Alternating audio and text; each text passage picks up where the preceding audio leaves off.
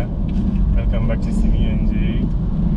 I'm with Aurora and Jerry. We are from the hospital. The baby has not been feeling well. She's been coughing. So I decided to do a small video about the lessons that I've learned as a dad through my experiences. So let's get on with it.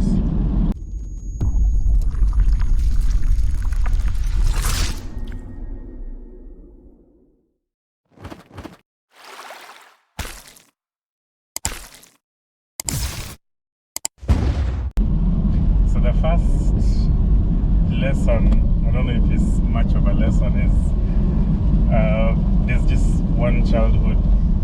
This baby has one childhood, and you should get to treasure it. There's so many experiences, her first step, her first word, as she's learning how to speak, as she's interacting with other people. There's so much to treasure as a dad who's present. So for me, I took that as one of the key things about being a dad. The second lesson is patience. Babies mature differently. There are those that walk faster than others. There are those that talk. There are those that, things like teeth. Like for Aurora's case, she I think she started speaking even before she had one single tooth, right? Yeah.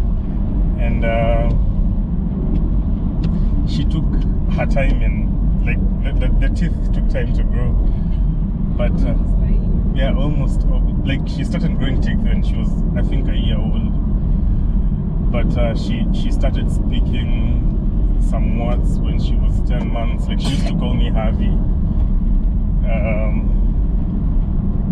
So patience means you should never compare your child with another child.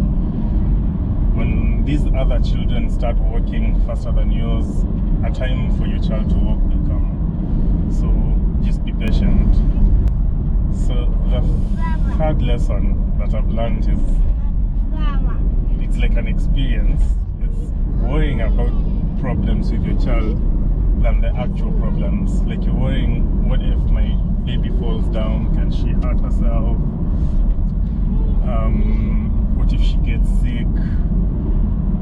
There's so many things that you worry about, that when these things come to pass, like for instance when she's sick, it's not as bad as like when you're worrying about them. The fourth experience is babies are strong. Babies are strong in the sense that sometimes they fall, sometimes they get sick. Babies are strong. We shouldn't really, worry that they're weak. That, like the time when she almost broke her arm, I've actually done a video.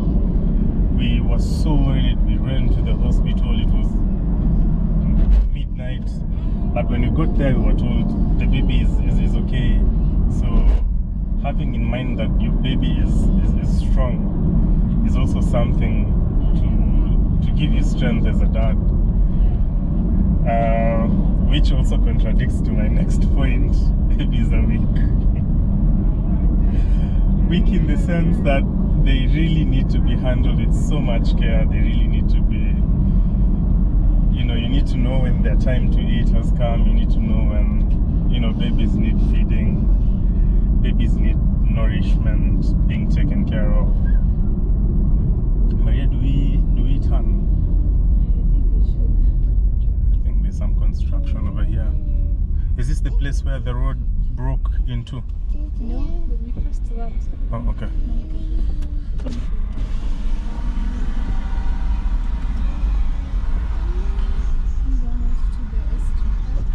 I think so. There's some construction going on. So my next lesson is babies are innocent and should be treated as such. You should never blame your child for actions that technically you are responsible for. For instance, you left a mug with food or milk on top of the table, and then the baby came and hit the mug, and then the mug fell. Just like an example, it's your responsibility as the adults to know I should clean up after the baby until such time when the baby now understands her mistakes. She understands this is wrong and this is right. Babies are innocent and should be treated as such. The next lesson, I think this is the 7th lesson, is you should plan before, during, and after the baby comes. Planning involves financial planning, because this is an extra member of the family that is now coming to the family. You should plan emotionally. Are you ready to deal with this before you get this child? And when the child is here, you should also be in an emotional capacity where you are what it takes to raise this little one. And you should also plan mentally. So all these things are very critical and important as a parent, not just as a dad, for you to have some sort of financial, emotional, and mental planning and capacity to be able to handle. As I said, this is a human that you're raising.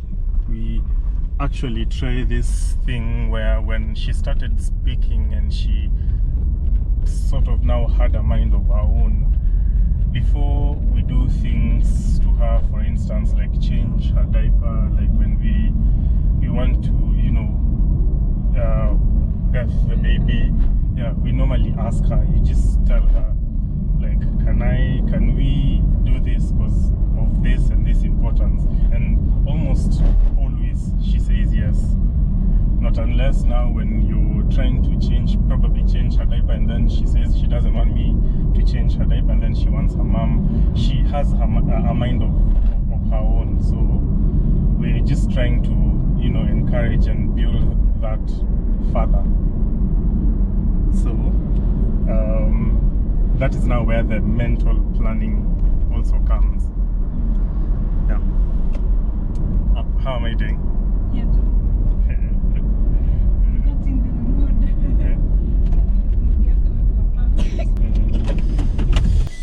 So lesson number 8, you're a parent first.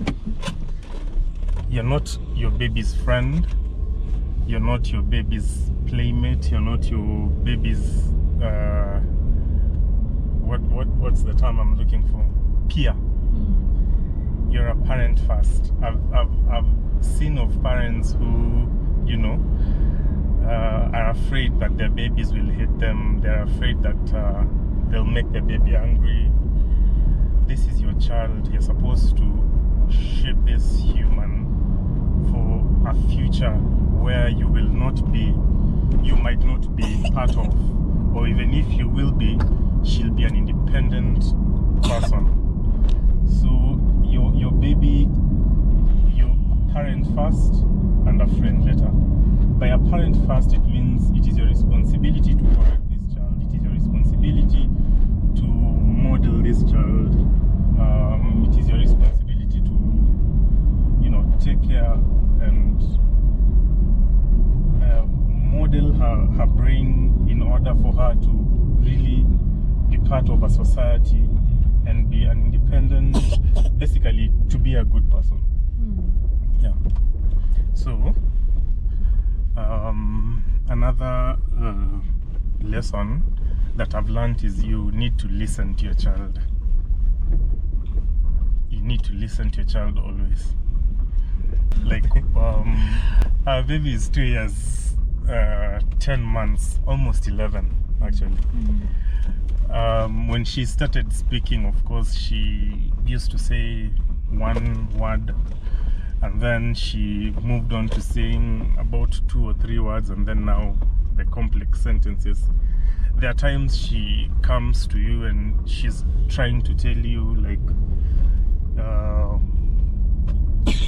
so and so did this to me, so and so has been doing this. What I actually, me and Jay decided is that we normally tell her the names of everyone around her. Well, apart from grandma and grandpa, everyone else, she knows them by name. Like, she has an Uncle Louis, she calls him Uncle Louis. If she has an auntie, like Auntie Tabi, Auntie Stacy, she normally calls them by name.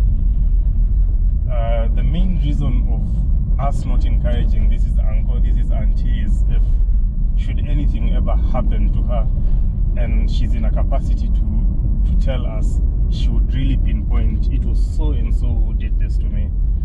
We've seen of cases where parents just, you normally go to meet their child and then they're like, come meet uncle, and then this child starts calling you uncle, and then there's another person who's brought to the family or a friend, and then this is also uncle.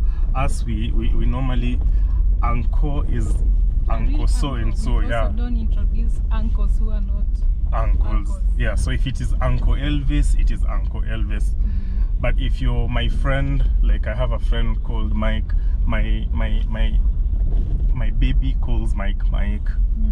Like we try and encourage her to know who this person is, because we can't just Uncle John, Uncle, like you, or just calling Uncle alone. So yes. So another point, are my points really sufficient? Your volume is down, I can't hear you. I'm saying you're doing good. Okay.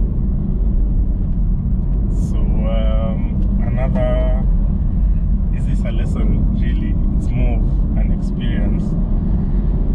The day you get to hold your baby in your arms, your life is never the same again.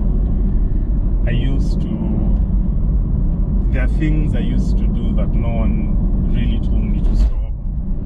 I just stopped. For instance, I used to love the thrill of adrenaline, like doing motorbikes here and there. The speeds that I used to, drive. And then right now you're so worried that there's this person I've left behind.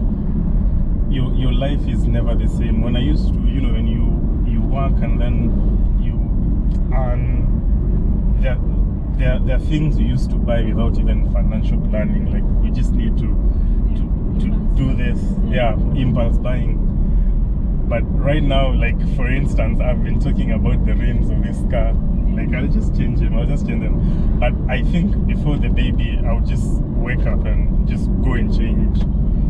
Your life will never be the same again. But for me, I think this is for the best, because she's really made me better. Oh, she's asleep. Yes. So once you get your baby, the definitions of family, the definitions about love, the definitions of the things you used to prioritize, all that change. The greatest focus in your life now becomes your child.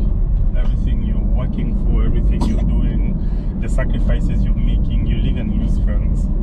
These are some of the things that as a dad, I never knew, but once I became a dad, I think no one told me. And once you become a dad, it now hits you that this is now your new life.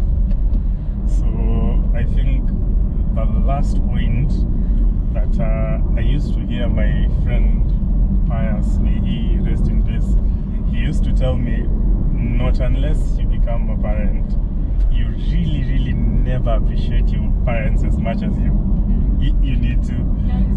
Yeah, you do love your parents. You know these people are the people who've held you down from when you're young to when you're an adult. Like for me, we were raised with a single mom, and we used to love our mom so much. We used to treasure, we used to appreciate the hard work that she's doing in raising 3 children on her own. And then I became a parent, and then I had a fresh definition of now appreciating your parent. So that's it, guys. Thank you so much for the support. Thank you for the subscription. We appreciate. We are very grateful for all the guys out there who are on a journey of becoming dads. I wish you all the best. Remember, no journey is similar to the other. Even when I get a second child, for instance, my journey with that child won't be the same as the one that I've had with this one. But of course, there are things that are universal that you need to, follow. So thank you, and once again, we appreciate. Until next time, bye.